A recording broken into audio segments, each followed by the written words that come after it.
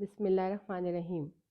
آج ہم حضرت ادریس علیہ السلام کے بارے میں پڑھیں گے۔ نام و نسبت، جائے پیدائش اور قرآن مجید میں آپ کا تذکرہ۔ حضرت ادریس علیہ السلام مصر کے شہر منفیس یعنی منف میں پیدا ہوئے۔ لوگ انہیں ہرمس کہتے تھے۔ یہ سریانی زبان کا ایک لفظ ہے۔ ہر موس کا معنی ہے تجربہ کار، مضبوط رائے والا۔ بعض اہل علم کا خیال ہے کہ آپ بابل شہر میں پیدا ہوئے، پھر ہجرت کر کے مصر پہنچے۔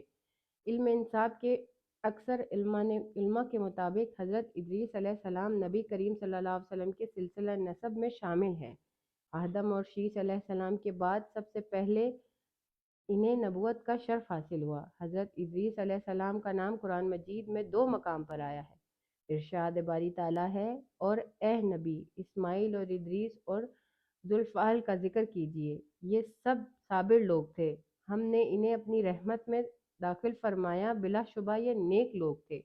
اور دوسرے مقام پر اللہ تعالیٰ نے ان کی بابت یوں فرمائی، اس مقدس کتاب قرآن مجید میں ادریس کا ذکر کیجئے، بلا شبہ وہ نہایت سچے نبی تھے، اور ہم نے ان کو اونچی جگہ اٹھا لیا تھا۔ اس آیت کے مبارکہ میں اللہ تعالیٰ نے ادریس کی تعریف کرتے ہوئے انہیں نبی اور راست باز قرار دیا ہے۔ اللہ تعالیٰ نے فرمایا وَرَفَعْنَا مَكَانًا عَلِيًّا، اور ہم نے ان کو اونچی جگہ اٹھا لیا کی وضاحت صحیح میں مذکور معراج کی احادیث ہوتی ہے، جس میں بیان ہوا تھا کہ چوتھے آسمانوں پر ان سے رسول اللہ صلی اللہ علیہ وآلہ وسلم کی ملاقات ہوئی تھی۔ امام ابن جریر رضی اللہ تعالیٰ عنہ نے حلال بن یساف سے بیان کیا کہ انہوں نے فرمایا، حضرت عبداللہ بن عباس رضی اللہ تعالیٰ عنہ نے میری موجودگی میں کہب احبار سے فرمایا، ادریس علیہ السلام کے بارے میں اللہ تعالیٰ نے اس طرح بیان فرمایا وَرَفَعْنَا مَكَانًا عَلِيًّا، اس کا کیا مطلب ہے؟ اور ہم نے ان کو اونچی جگہ اٹھا لیا تھا۔ کعب نے فرمایا، اللہ تعالیٰ نے ادریس کی طرف سے وحی نازل فرمائی، میں آپ کے اعمال میں روزانہ تمام نبی آدم کے اعمال کے برابر اضافہ کروں گا۔ اس سے غالباً ان کے زمانے کے تمام انسانوں کے اعمال کے برابر ثواب مراد ہے۔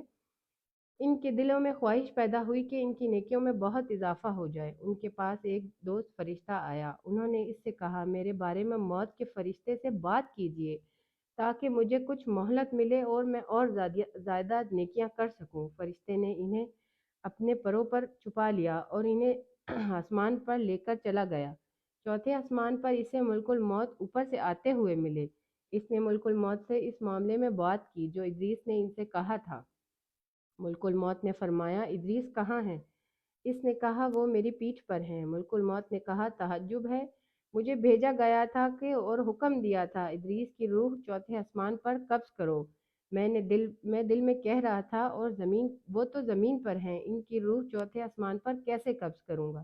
چنانچہ انہوں نے وہاں ان کی روح قبض کی۔ اللہ تعالیٰ نے ارشاد فرمایا، اس طرح اشارہ دیا وَرَفَعْنَا مَكَانًا عَلِيًّا، اور ہم نے اسے بلند مقام پر اٹھا لیا۔